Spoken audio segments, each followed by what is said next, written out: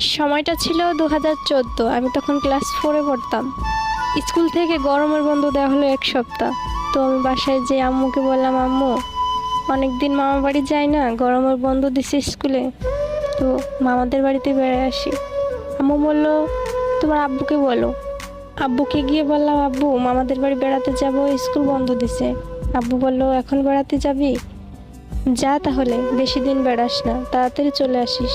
আম্মু বলল, আজ তো বৃহস্পতিবার, কাল যাস, কাল তো শুক্রবার, কাল আমি ডাক্তার কাছে যাব, ওখান থেকে ওষুধ কিনে নিয়ে তোর এগিয়ে দিয়ে আমি চলে আসব। খুশিতে আমি আত্মহারা, তাড়াতাড়ি গিয়ে ব্যাগ টেক গুছিয়ে রেখে দিলাম, পরের দিন সকালে যেতে হবে।